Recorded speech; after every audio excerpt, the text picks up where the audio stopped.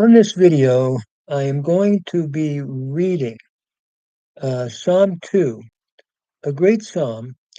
I'm going to be reading it with a New Testament application. And I'm going to be reading it in English, followed by an application of the New Testament, a Christological understanding. There is a plot against God's anointed. We don't know exactly who the anointed was. David, in the light of this statement, when the Philistines heard that David was anointed king over Israel, all the Philistines went up to seek David. 2 Samuel 5:17. So some believe that that might have been the background, the anointing of David, but we don't know. An Israeli king is being coronated. There is a revolt against him, and then the king speaks. So we begin with the kings planning an attack against the anointed king. Why do the nations rage and the peoples mutter a vain thing? Lama rakashu goyim ule umim yegu rik. Verse 2. The kings of the earth stand up and the rulers take counsel together against the Lord and against his anointed. Yet yatsavu malhe Eretz, Verozanim Nosadu Yachad, Al Adonai Ve'al Mashiach. Verse 3. Let us break their bands asunder. Let us cast their cords from us. Ninataka et Mosrotemu. Menashlicha Mimenu Avotemu. It's a beautiful Hebrew literary assonance here. The kings want to not have this one to rule over them. They want to break the bands asunder. But the one who sits in the heavens, that is God, uh, laughs at this effort. Notice verses 4 to 6. Yoshe Bashemayim Yitzchak, Adonai Yolag Lamo. That is, then, verse 5, he will speak unto them in his anger and he will terrify them in his wrath. Jedaber Elemo ve'apo. In other words, God is going to speak, that he has determined that his king will reign. So notice verse 6. Truly, it is said, I have established my king upon Zion, my holy mountain. Va'ani nasakti malki out Zion har kodshi. In other words, I'm determined that my king is going to reign. So God's determination is that he will reign. We come to verses 7 to 9, where the king speaks. Notice, I will tell the decree. The Lord said to me, you are my son. I today have begotten you. Asapra el chok. Adonai amar elai beniyata. Ani hayom yeliticha. God is determined that his king will reign.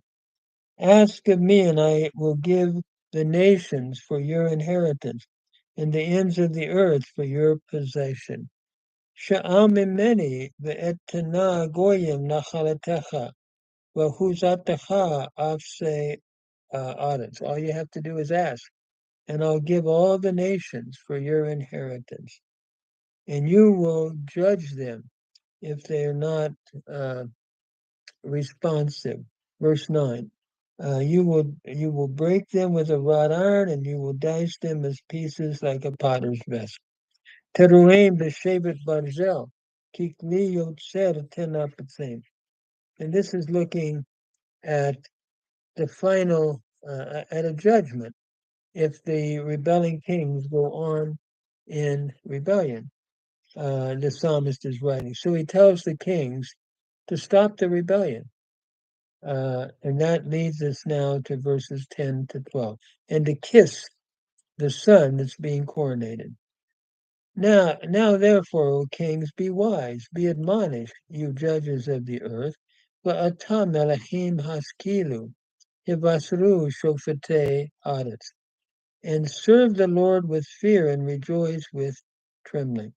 Ivdu et Adonai beyirah, begilu berodah. As a matter of fact, someone will translate this, do homage in purity, and that's one translation. I prefer, kiss the Son, lest he be angry and you perish in the way when his wrath is quickly kindled. Happy are all who take refuge in him. Nashukuvar penya Allah vetovedu deri ki yavarikim atapo ashrei kol Jose vo. And as I look at this text, in terms of New Testament application, the first is in Acts 4, where there is a revolt against Christ. Herod and Pontius Pilate, the Gentiles, those leaders that are rebelling against his rule, so to speak. The book of Acts says. Furthermore, as we move on, we have, this day have I begotten you. And it is interesting as we look at the New Testament, that is applied to the resurrection of Christ. We see that in the book of Acts. Paul quotes this text and applies it to the resurrection of our Lord. And then finally, you will shepherd them or dash them with an iron scepter. Actually, it's a quote from the Septuagint in Revelation 19. You will shepherd them with an iron scepter. And as I've said many times, Teruim Beshevet Barzel, you will break them with an iron scepter, comes from the double ayin root, ra'ah, or it can be a lamed hey root, ra'ah, to shepherd. And the Septuagint translators read it from ra'ah, a final lamed hey root. You will shepherd them. But looking at the authority of Christ in his second advent, that he would shepherd the nations with an iron scepter, meaning he will be the final authoritative king when he returns as Melech Melechim, King of Kings and Lord of Lords. So this is a great text, and it looks at the coronation of an Israeli king in its first application. But then looking at the New Testament application, it looks at the cross leading then to the resurrection, the coronation day of Christ, and the exhortation to bow down and kiss the Son. The Puritans used to conclude their sermons by encouraging their audience as Puritan ministers to kiss the Son, referring to this great text.